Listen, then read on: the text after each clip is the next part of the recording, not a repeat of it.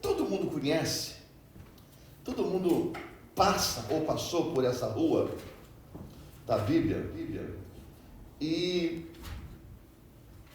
eu passei por ela de novo. Inúmeras vezes eu passei, você também passou, mas essa semana eu passei por ela e parei nessa rua, a gente vai ler aqui. E a gente vai meditar um pouquinho na rua do Salmo 1, versículo 1 ao versículo 6. É interessante, quando você olha para o livro de Salmo, você vê o livro de Salmo, são cânticos, são poemas, são orações. O livro de Salmo, ele é cheio de momentos íntimos, sabe? Momentos de situações humanas, sabe? Sentir na carne, na alma. E a alegria, a tristeza, a felicidade, a angústia. É interessante a gente ler o livro de Salmo como um desabafo de uns, um relato de outros, um amor de outros. Então, por cântico, por orações, né, por poemas, eles foram escritos. Moisés, Salomão, né, Davi, foram analisando, foram expressando o que sentiam. E o interessante é que o livro de Salmos, ele começa, não foi à toa que o Salmo 1 começa desse jeito. Você já reparou? Antes de escrever o livro, ele estabeleceu uma base. Logo no capítulo 2, 3, ele começa a sofrer. Mas ele diz assim, olha, parece que ele chegou ao ponto, o escritor voltou ao ponto e falou assim, eu vou começar a escrever um livro, mas eu vou começar a relatar o que é Deus na minha vida e o cuidado de Deus na minha vida. Por isso, quando eu intitulei essa mensagem, o não de Deus, porque eu vou pedir a você, para você mudar o sentido das frases que a gente vai ler. Mas ele parte do não, tá? Parte do não. Uma vez que Deus fala não e acrescenta mais algumas coisas, ele está se referindo à mesma sentença, sabe? E o Salmo de número 1 tem isso. Quer ver? Vamos ler lá o Salmo de número 1, vamos ler todo mundo junto? Vamos lá todo mundo junto? 1, 2, por aqui, tá? Aí fica uma versão só única, mais fácil. Vocês vão ver melhor do que eu. Eu estou com um problema sério naquela televisão, porque ela encurtou a tela.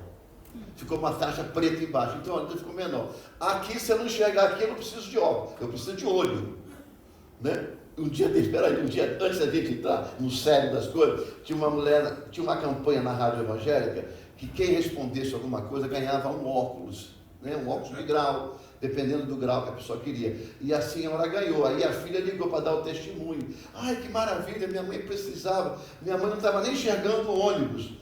Aí o rapaz falou assim, peraí minha filha, se ela não estava enxergando o ônibus, ela precisa de olho, não precisa de óculos. Se ela tivesse dificuldade de enxergar o ônibus, é normal, mas a sentença é meio dura, né? Não estava enxergando o ônibus, ela está cega. Né? O óculos facilita você enxergar aquilo que está com dificuldade. Eu morri de rir, porque depois ele pediu perdão e falou. Mas é o caso aqui, né? Então vamos lá, todo mundo junto. 1, 2, 3 e... Bem-aventurado o homem que não anda segundo o conselho dos ímpios. Agora para aí. Olha, não anda segundo o conselho dos ímpios. Depois ele começa dizendo assim, nem. Toda vez que for nem, você põe não. Porque a sentença é a mesma. Aí é como se fosse, não te detém no caminho dos pecadores. Não, sabe? O não precisou ser repetido. Mas a sentença é a mesma, tá? Então vamos agora direto, que aí fica mais fácil. Vamos de novo. Bem-aventurado, por favor. Bem-aventurado o homem que não anda segundo o conselho dos ímpios, nem se detém no caminho dos pecadores, nem se assenta na roda dos escarnecedores. Antes tem seu prazer na lei do Senhor, e na sua lei medita de dia e de noite.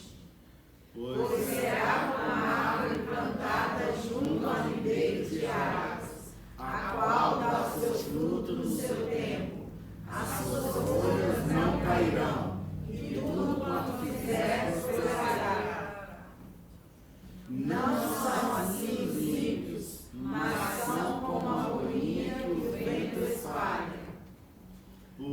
isso os ímpios não subsistirão no juízo, nem os pecadores na congregação dos justos.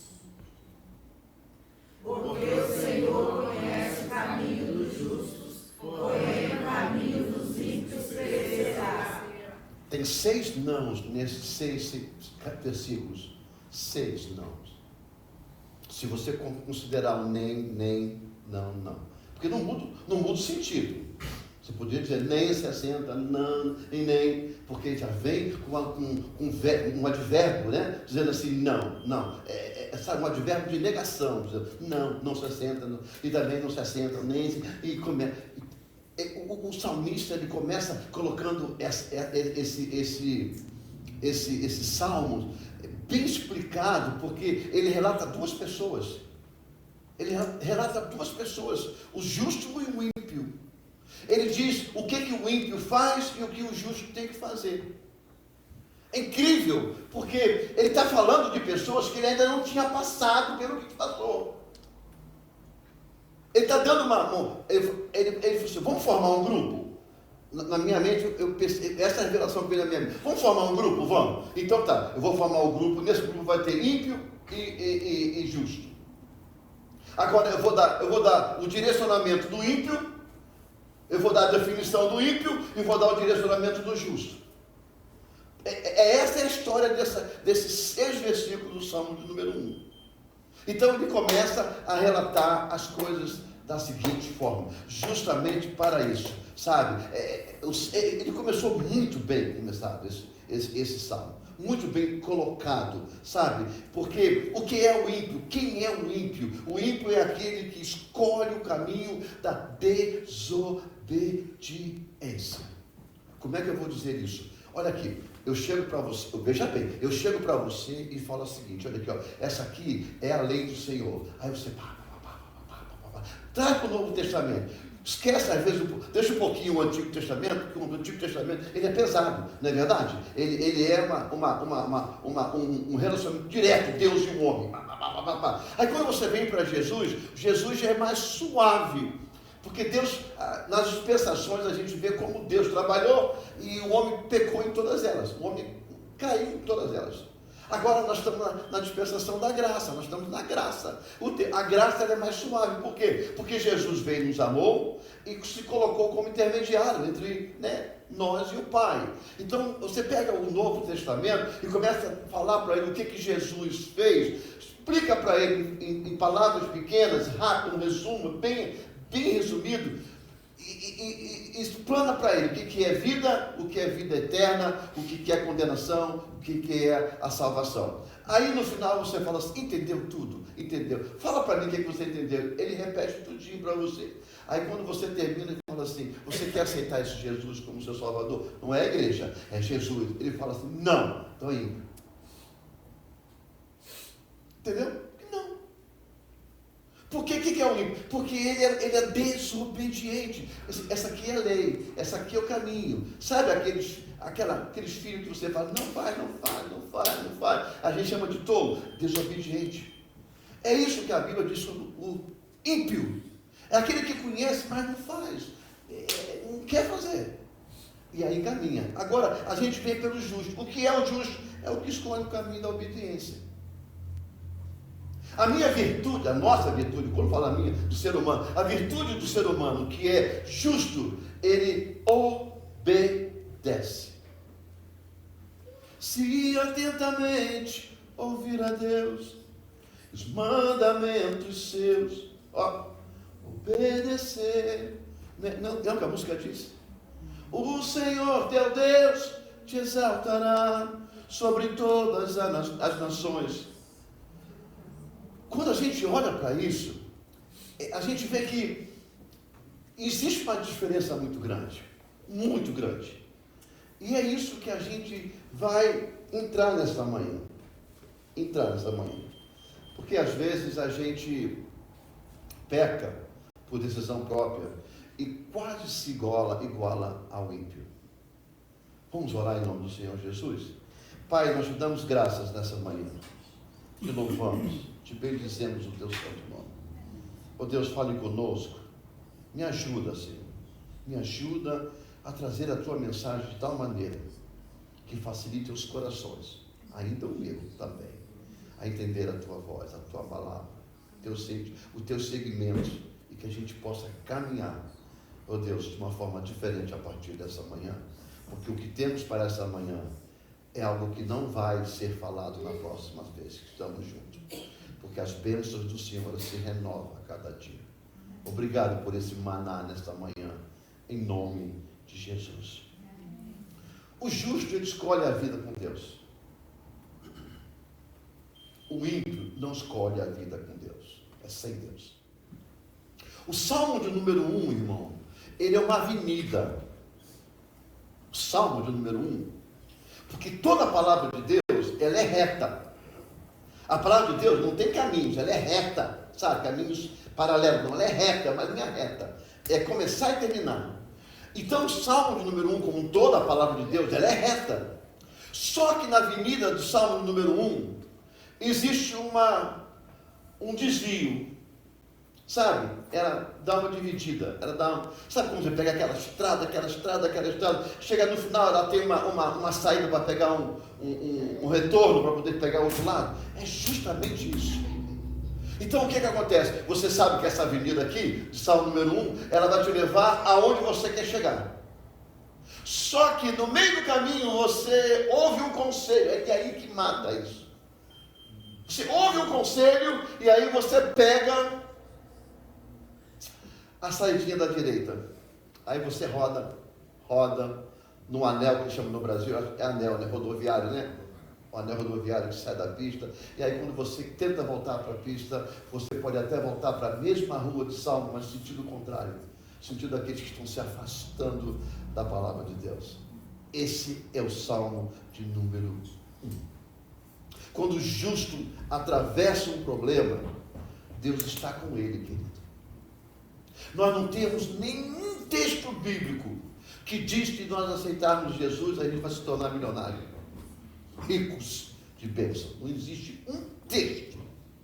A prosperidade que Deus nos dá através da palavra é uma família abençoada, uma saúde abençoada, uns filhos abençoados, uma casa abençoada. Essa é a prosperidade. E sempre há a presença do Espírito Santo de Deus. Essa é a prosperidade de Deus para a nossa vida. Mas o que acontece com aqueles que ganham? Aqueles que ganham porque trabalham, gente. Ser crente não é ser burro, desculpa a expressão. Não é ser louco, não é ser vazio de mente. O crente trabalha, estuda, se forma, ganha dinheiro. Não é isso que Deus está fazendo. Deus até ajuda, por quê? Porque esforça-te. Ele se esforça. Mas a prosperidade de Deus é aquilo que você tem dentro de casa. Se você der milhões de dólares por uma pessoa, colocar ela numa ilha, sozinha, com muito dinheiro, melhor carro, tudo lá dentro da ilha, você sabe por quanto tempo ela ficaria feliz? Talvez 1 mês, 2 meses. Porque ela sentiria saudade de alguém para conversar. É estar no lugar onde você não precisa comprar nada, tem dinheiro, mas não compra. Tem um carro zero de corrida, mas não pode correr porque não tem estrada. Você está entendendo, gente? Você está entendendo? Então, as pessoas hoje em dia querem ter para se apresentar quem é. E Jesus, ao contrário, a palavra de Deus diz que nós temos que ser, para que os outros vejam o que nós somos, não o que temos. E aí a gente pode virar um crente ímpio, porque a gente pode tomar o anel da estrada e sair da reta. E é isso que a gente precisa parar essa manhã. Existe muita gente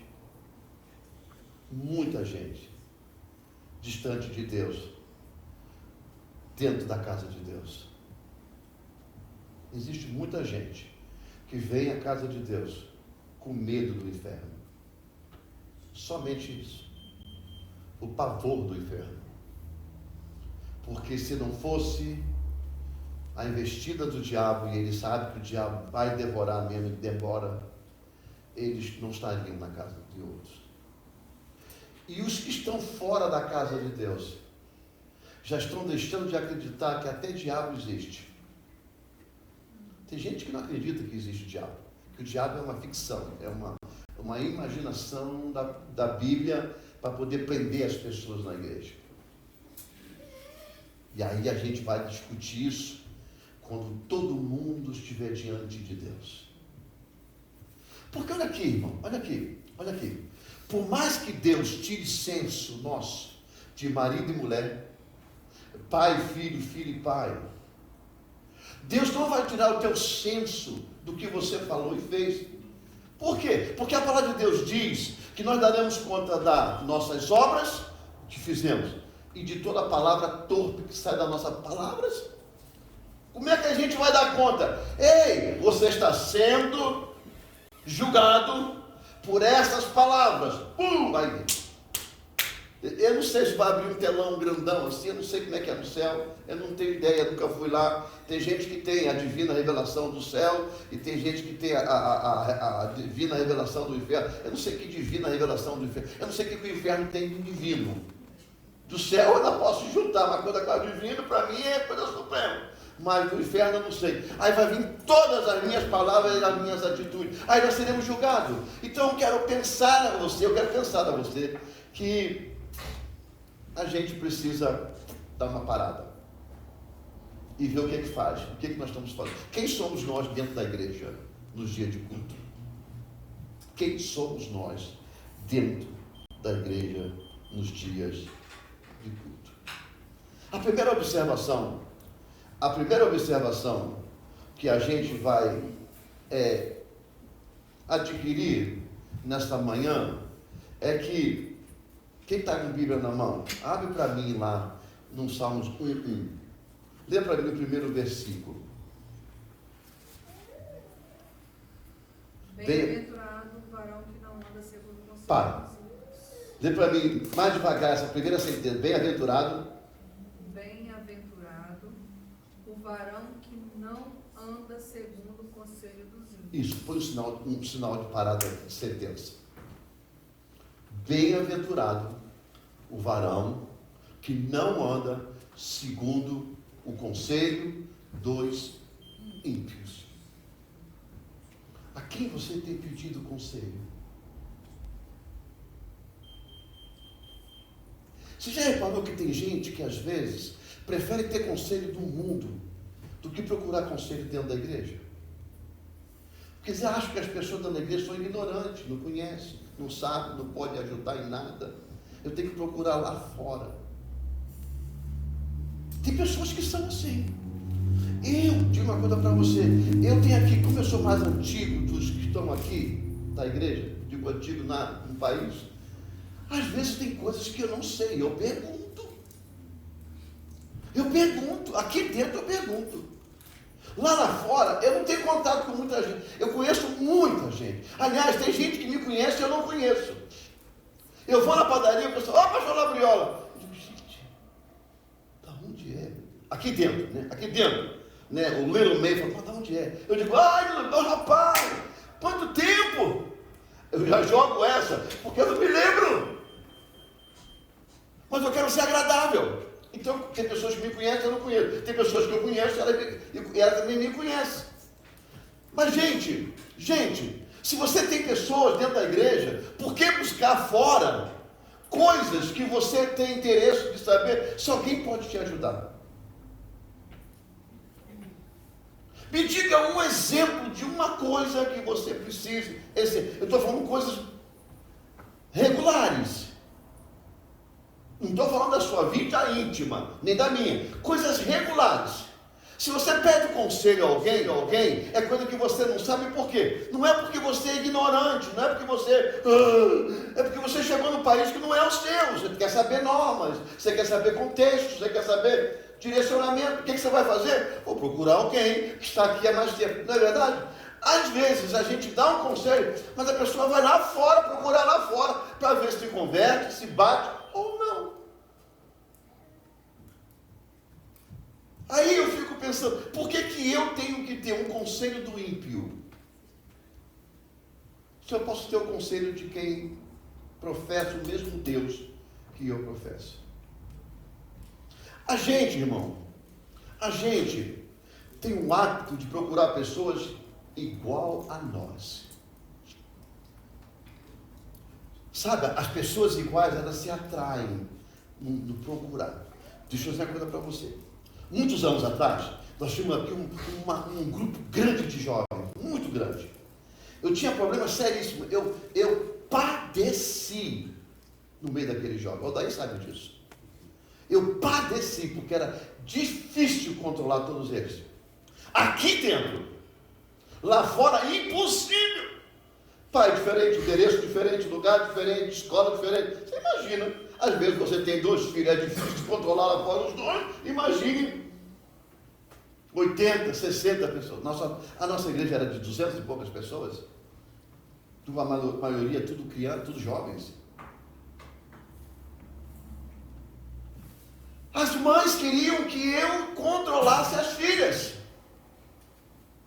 É por isso que até hoje eu bato forte.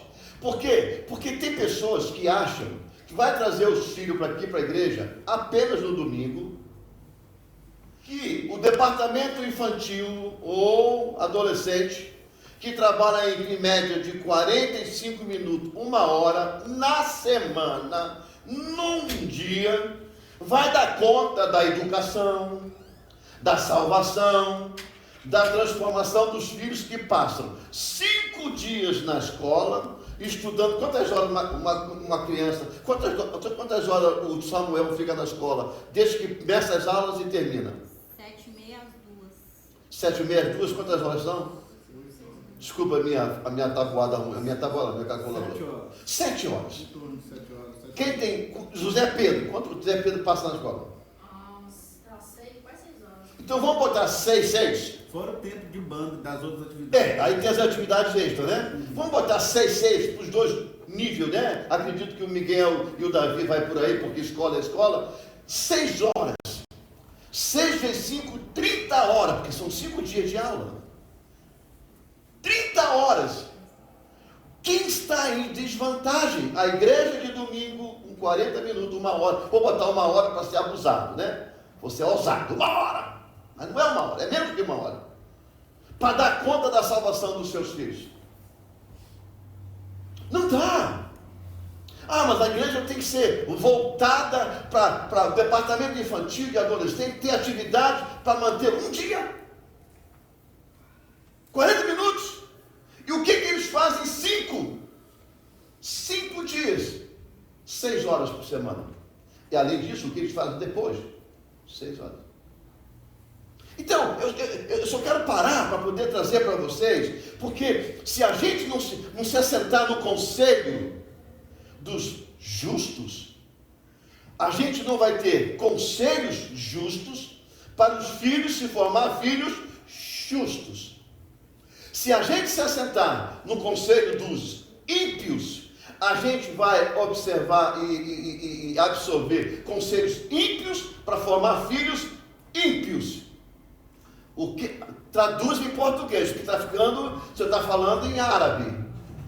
Quantas vezes, numa conversa de você com seu filho ou sua filha, surge uma conversa que você fala assim: mas eu nunca conversei isso com você. Nós nunca tivemos esse assunto. É porque da onde veio? Fonte, conselho dos ímpios. Agora, a contrapartida disso, qual foi a vez que o seu filho se assentou, ou sua filha se assentou, para dialogar com o Senhor, com você, um texto da Bíblia e pedir entendimento do texto da Bíblia? É porque 40 minutos no domingo, 1 hora no domingo, não compensa 29 horas da semana. Eu já estou tirando 1 hora das 30. De escola, fora as baladas, fora as gangues que se reúnem por fora, as amizades, os grupos. Irmãos, a gente tem que, se a gente não, por isso que no início do ano eu falei, a gente precisa se agarrar. Esse ano de 2026, a gente precisa estar forte. Lembra, eu estou lembrando isso a vocês, as coisas estão acontecendo, e a gente está caminhando numa caminhada meia, sabe, vamos empurrando, as coisas estão acontecendo, e aí a gente tem que, sabe, estar junto. O ímpio não tem direcionamento para quem tem um Deus no coração. Quem tem é Deus. Por certo que você vai encontrar muita gente ruim dentro da igreja. Tem gente ruim dentro da igreja. Não convertido, mas convencido. Porque se a fofoqueira fofocava antes de se converter e ela continua fofocando depois de convertida, ela não converteu. Mesma coisa é o homem, não converteu. E o que esse tipo de pessoas vão fazendo dentro da igreja? Conselhos. Tem uma passagem, eu não me lembro agora qual é o texto da Bíblia, o livro da Bíblia, que Paulo adverte um dos seus discípulos para ter cuidados com os ensinamentos que estavam sendo dados das viúvas mais velhas para as mulheres mais novas, dentro de casa, dentro da casa delas. Pessoas que conheciam a palavra de Deus. Sabe, irmão, a gente precisa buscar, sabe? Quem pode nos dar, acrescentar alguma coisa na nossa vida, mas que tem temor a Deus. Que tem temor a Deus. Às vezes a gente se assenta muito mais com pessoas do mundo do que com as pessoas dentro da igreja. Nós não temos tempo para as pessoas dentro da igreja. Nós não temos tempo para conversar com as pessoas dentro da igreja. Mas aí a conversa... E olha aqui, você tem cérebro. A sua mente não é a mente de camarão. Você tem miolos. Você tem poder de avaliar as pessoas e se juntar com aquelas que você sabe que tem uma mente boa. Eu converso com todo mundo, mas eu sei muito bem o que eu preciso conversar e com quem eu tenho que conversar e o que eu posso conversar, mesmo dentro do nosso grupo. Você está me entendendo? Porque são conversas que eu não posso ter com A e com B, mas tem com C e com D. Por quê? Porque a gente tem que ter ética. Agora eu não posso fazer isso, me cercar, me anular dentro da igreja e ter conversas lá fora com pessoas que daqui a pouco vão me julgar também. Elas não vão vir para a igreja que você está. Sabe por quê?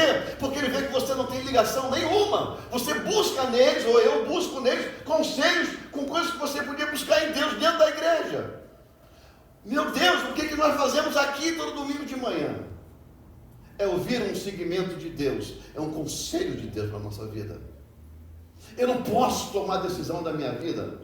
Tem muitos casais, irmãos, muitos casais, agora dentro da nossa igreja, estou falando em aconselhamento, muitos casais que o mundo lá fora sabe mais do que o pastor dele dentro da igreja, dentro do casado, porque eles falam tudo para um amigo lá fora, e dentro da igreja ninguém sabe de nada, ou pelo menos nem o pastor sabe de nada do que está acontecendo.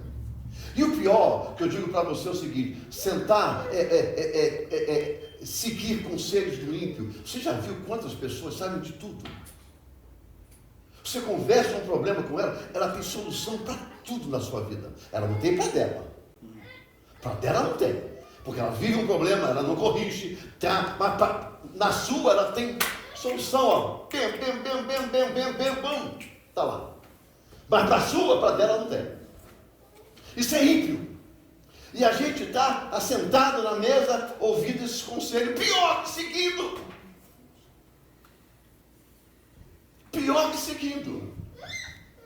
O problema é que, depois que nós tivemos a conferência de casais aqui, aí teve um irmão que virou e falou assim: o pastor deveria falar, o pastor que devia fazer a conferência. Eu vou fazer, irmão.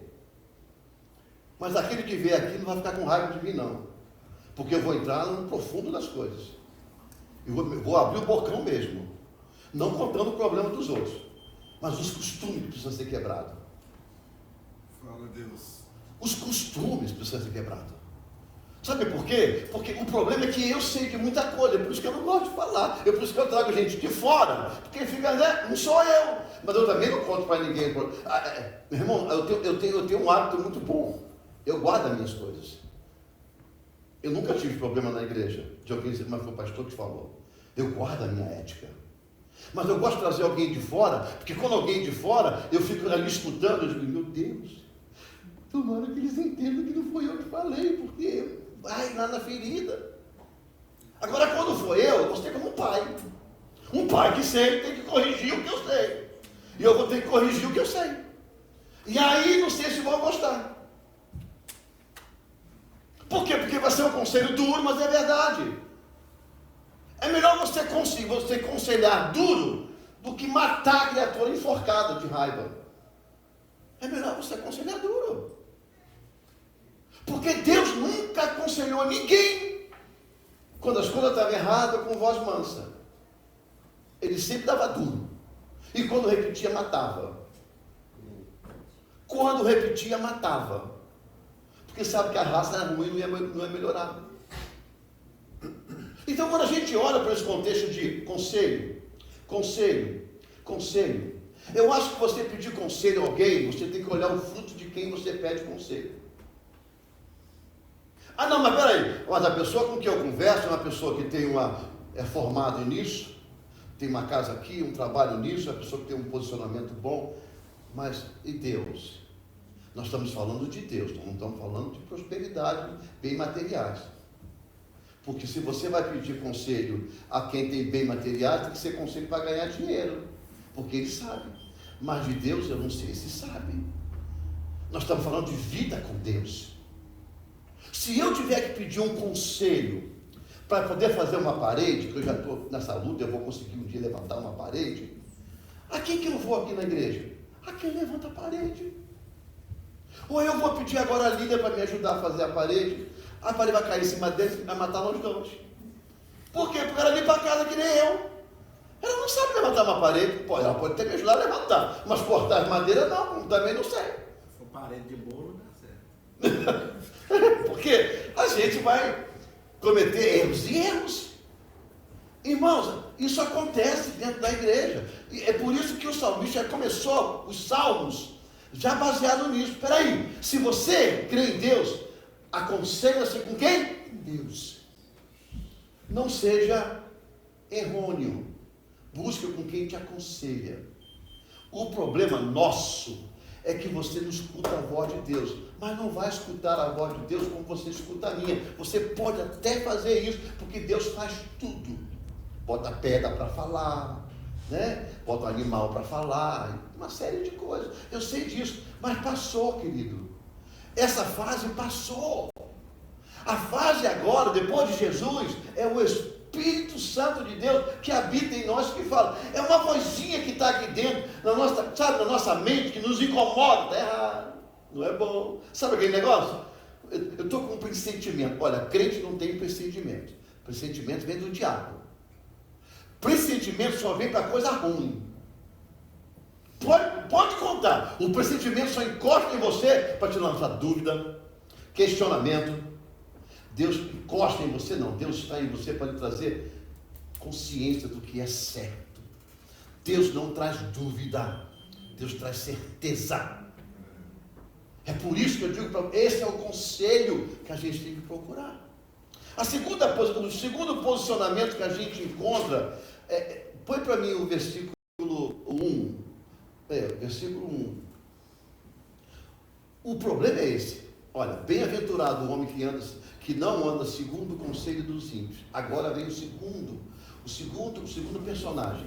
E nem se detém no caminho dos pecadores. O problema é que a gente pensa que o pecado é só aquele que trai a mulher com outra mulher. É só a mulher que trai, o homem que trai, a mulher que trai com outro homem. É só aquele que rouba um banco, aquele que rouba não sei quem, que mata. O problema é que a gente vive só esses pecados que traz vergonha. Mas o linguarudo, e o ingrato, e a fofoqueira,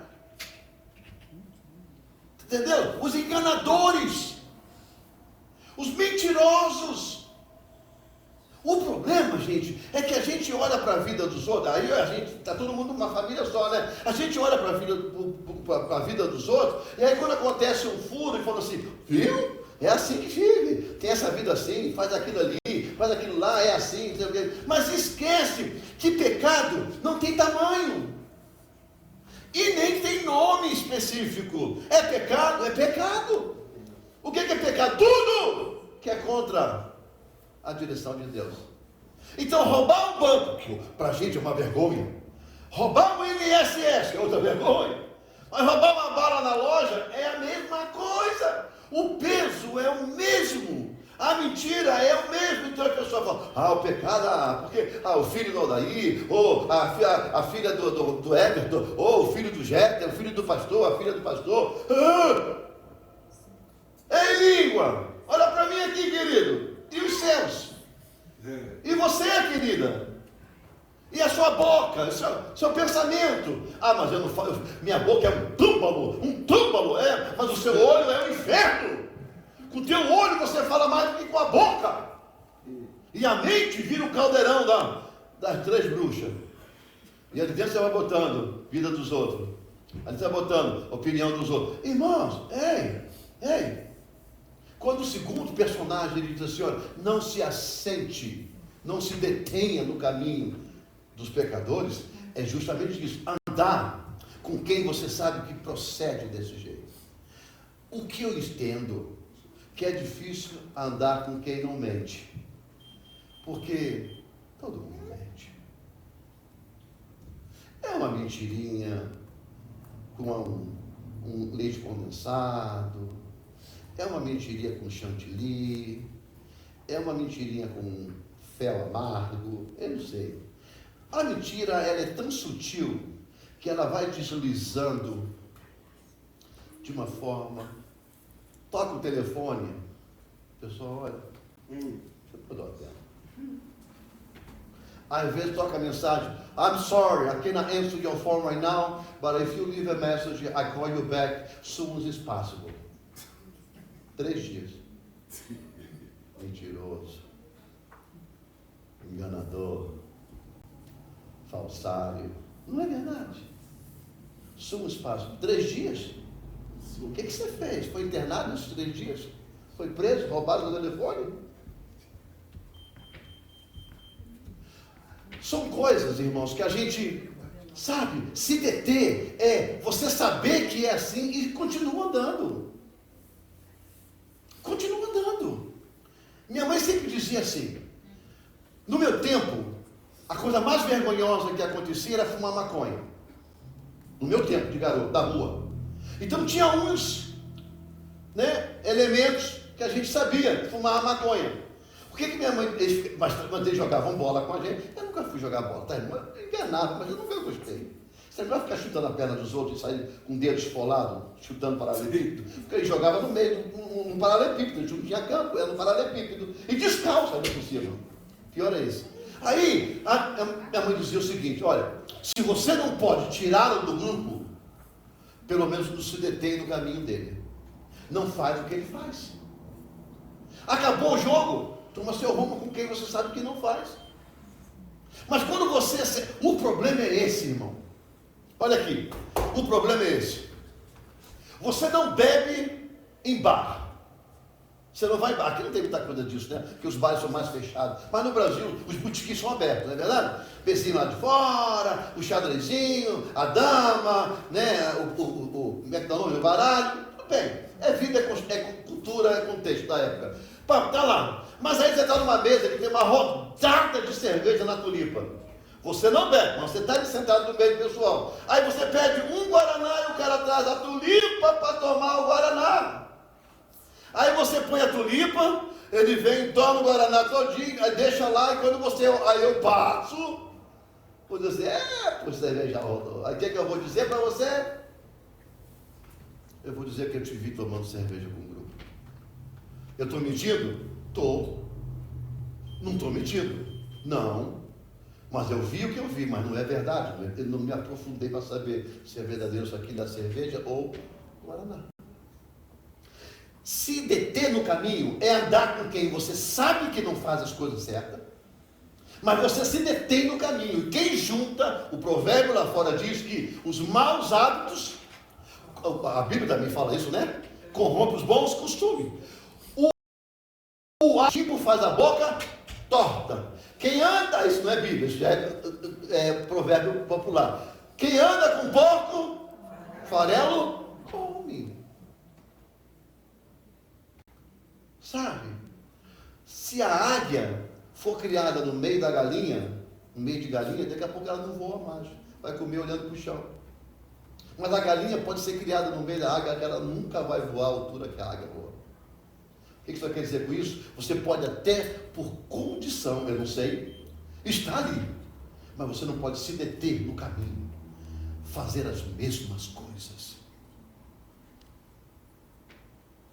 Você tem os filhos, seus filhos crescem. Tem amigos, você não tem como controlar ter amizade. E ninguém controla ter amizade, não é verdade? Não tem como controlar ter amizade. E aí eles estão na porta da escola ou em algum lugar, em pé, e ali surge uma droga qualquer, passa a polícia, vai fazer o quê? Vai registrar e se firmar, vai levar todo mundo como se estivesse fumando ou cheirando a droga. Até que não chegue, até que prove que não. Mas está no meio. Procure andar, se deter no caminho de quem tem verdade de Deus, sabe, a moral de Deus, a sequência de Deus, senão você vai ser considerado como tal. Se uma mulher entrar numa área de prostituição, uma mulher qualquer, bem vestida, com a roupa da moda de hoje, escolhe um vestido da moda hoje, no corpo, bem vestido, maquiada, sandália alta, bolsa. Se ela entrar numa rua de prostituição à noite, passar um carro, você acha que a pessoa vai mexer com ela ou não? Ela vai ouvir gracinha ou não? Mas ela é prostituta? Não é. Mas aonde ela está? É lugar de quê? Por que eu vou me deter no caminho? Por que eu vou me deter no caminho? Eu não posso. Mas eu posso passar na rua da prostituição? Você pode até passar. Mas esteja consciente que vão lhe considerar como tal. Agora, se na próxima vez você tentar, muda a rota, vai mais longe, não passa, não se detenha. Ah, mas eles são meus amigos, elas são minhas amigas, são pessoas boas. Ei, converse, mas não fique no caminho, cumprimente, né? Encontre num lugar aberto, está todo mundo num lugar aberto, mas não coma na mesma mesa. Porque o pior é o conselho. O pior é o conselho. O conselho mata. Ninguém entra no caminho errado sem antes ouvir um conselho. Todo mundo que entra por um caminho na vida ouviu um conselho de alguém. Quando você ficou sabendo que alguém estava aqui nesse país, você fez contato com a pessoa no país, ou a pessoa fez contato com você fez inúmeras perguntas antes de vir para cá. Aí, quando você acertou de vir para cá com alguém que lhe trouxe, deu um apoio, deu uma mão, te puxou, você começou a pedir o quê? Conselho. Eu posso fazer isso? Eu posso fazer aquilo? Quanto tempo eu posso fazer isso? Aí você tomou um caminho. Agora, a coisa mais triste que tem é quando você sabe o caminho certo das coisas, mas, portanto, você ter amizade com a pessoa, você vê, o que você acha de, em vez de eu seguir esse caminho aqui, ó, eu dei uma quebradinha para a esquerda e fazer o contorno e pegar essa rua lá no final onde eu preciso ir. A pessoa, você deve fazer esse caminho, é a melhor coisa que tem. Aí você faz o caminho, chega no final, você se dá mal. Quantas vezes você pega ali, põe uma direção no seu GPS. Aí chega lá no final do GPS, recalculando, e você está longe da direção que você botou. Eu me lembro que teve um culto no lar, um desses grupos no lar, e a irmã morava... João, cadê? A irmã morava ali perto do Clube Português, aqui de Nagataki. Ali em cima, a rua ali em cima.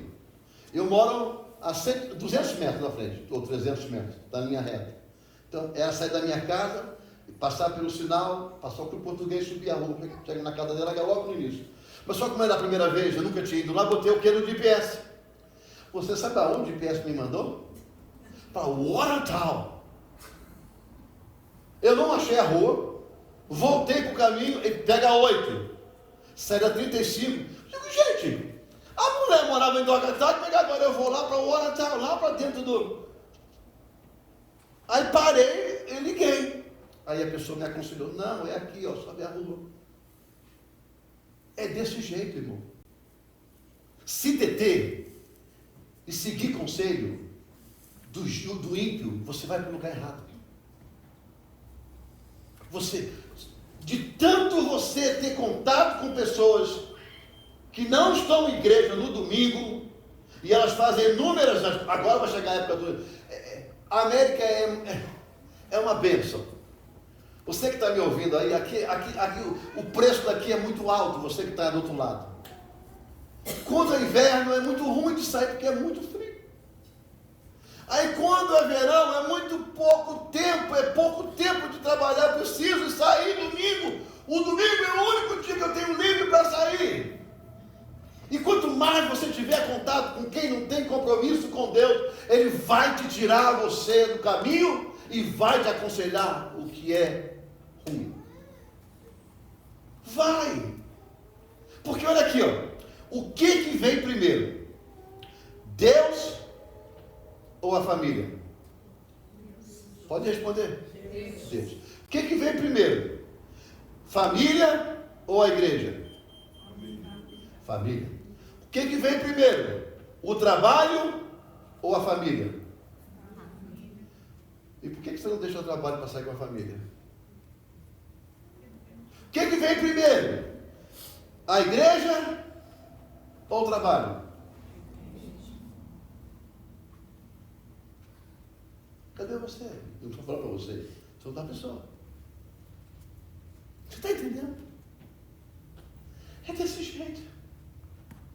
Você recebe um convite num mês anterior, 2 meses antes. Olha, vai ter um compromisso para no domingo tal. Tá bom, eu vou me planejar, eu vou. Tem alguma coisa errada? Não. É um convite. Estão te dando, planejando você ir. Não tem nada errado. Marca, vai. Não é que você tem que estar aqui todo domingo. Claro que não é assim também as coisas. Você não assinou contrato com a igreja aqui, nem com igreja nenhuma. Mas chega no sábado, 11 horas da noite, o filho do cão liga, amanhã eu vou comer uma carninha lá no campo. 10 horas eu estou lá. Vamos? Você diz, vou. Você chega às 10 horas lá, não tem nem carninha, nem churrasqueira, o abençoado está dormindo, babando ainda, ele vai chegar na praia 12:30, ainda vai poder esperar o fulano que vai comprar carne lá no restaurante Dipo, para chegar lá 2 horas da tarde. Você perdeu o dia de estar na igreja. O que começa domingo 10 horas da manhã nesse país? Nem o mall abre 10 horas, acho que 11 horas da manhã, se eu não me engano. O mall, para você andar quando não tem ninguém lá dentro. Você quer ir ao cinema, você não vai ao cinema 10 horas da manhã. Você quer ir ao parque, você não vai ao parque 10 horas da manhã. E se for feriado, então, só abre depois das 11.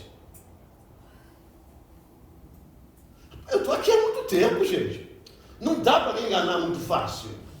Eu conheço o pancadão desse país. Não, mas eu tenho que ir. 11 horas meu amigo me ligou. Gente, da onde veio isso? Foi do céu? Ah, mas o outro que veio 2 meses antes, foi do céu? Claro que foi. Mas por quê? Porque ele não tirou você da casa do Senhor. Ele te deu um espaço de tempo para você se programar para sair com a família. Ótimo. Não é questão de não estar, é da forma que a gente aceita o conselho dos outros. Falta de compromisso. Se é Deus na frente da família, ótimo. Se é a família na frente do trabalho, ótimo. Mas às vezes as coisas não acontecem. É que eu digo sempre.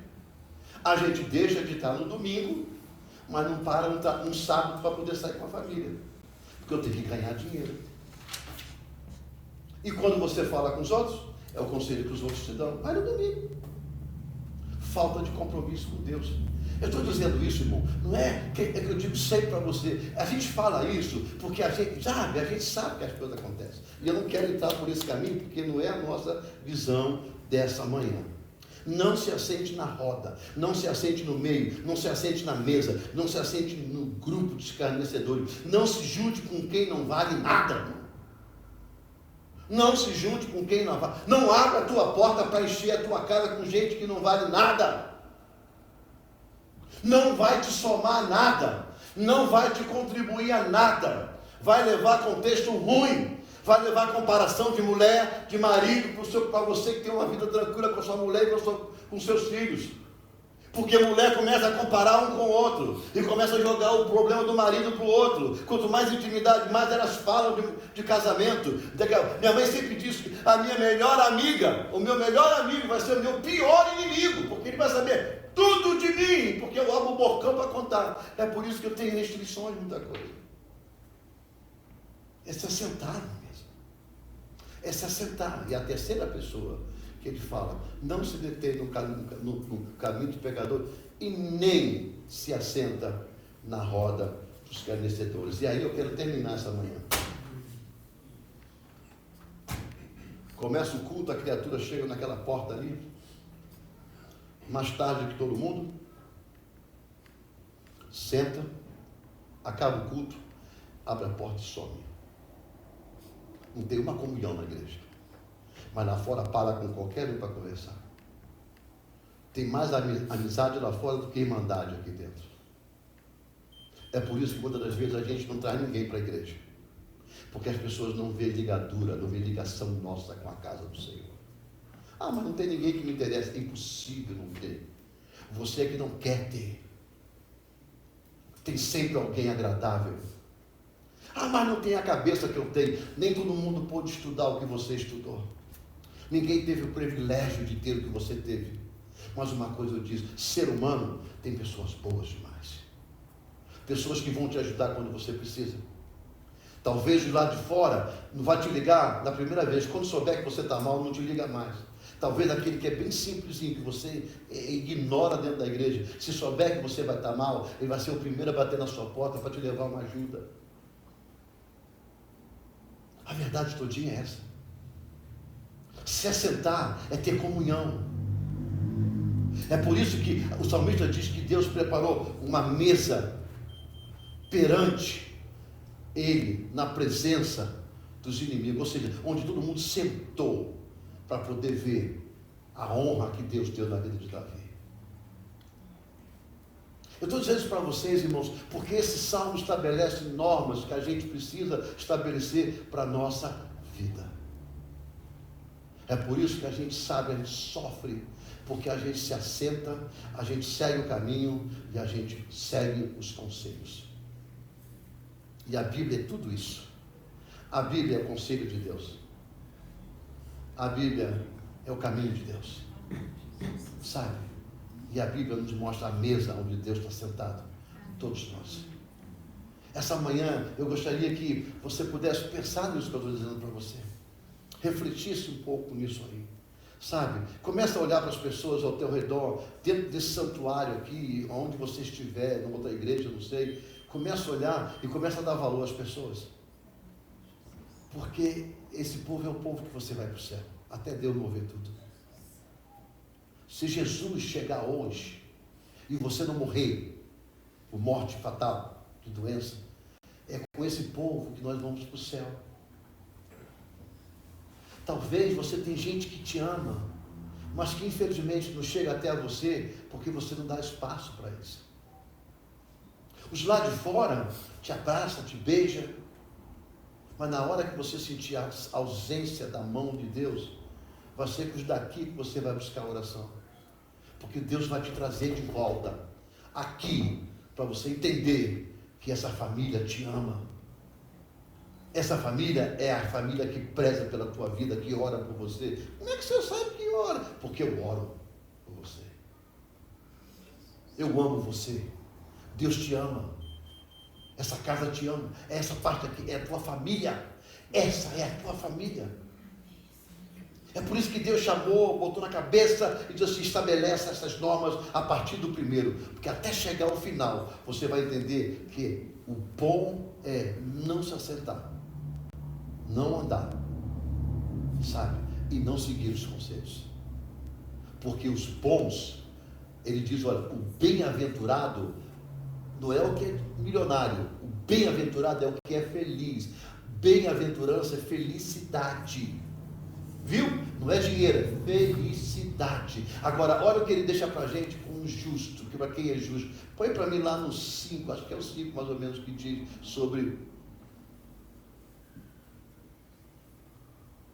O próximo, então muda para o 4. Eu não me lembro bem, não anotei.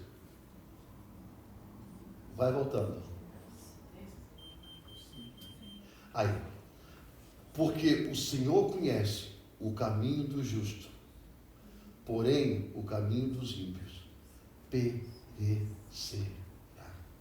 Não adianta você buscar conselho com quem é milionário. Não adianta você buscar conselho com quem é letrado. Não adianta você buscar conselho com quem é famoso.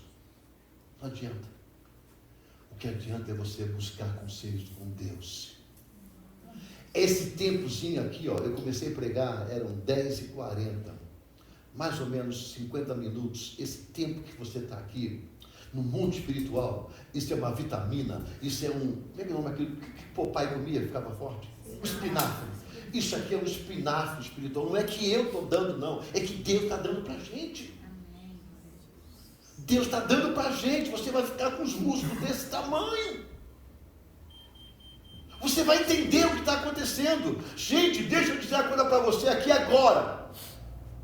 Agora. Pensei nisso, meditei nisso, e agora voltou à minha mente porque eu tinha deixado de lado. Cuidado. Tem gente se afastando do propósito de Deus desde que chegou neste lugar. Cuidado. Outros se afastaram, estão afastados. Não se deixe levar. Faça tudo o que tem que fazer. Escute o que eu estou falando em Cristo Jesus. Faça tudo o que você tem que fazer. Não se afaste da presença de Deus. Deus é primeiro do que a família?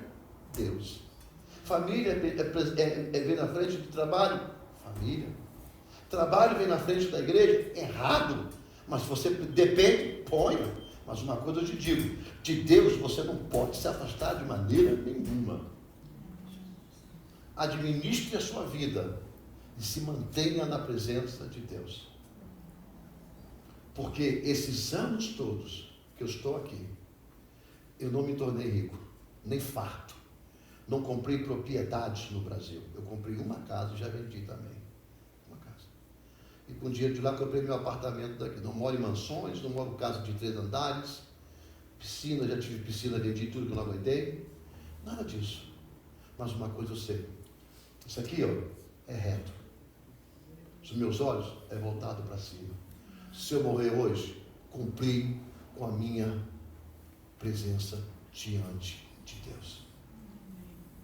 Quando eu tinha meus cargos, quando eu fui gerente, quando eu tinha carro do ano, quando eu dirigia carro bom, ganhava bem, um dia Jesus chegou e arrancou tudo. E eu voltei a ganhar $150 por semana.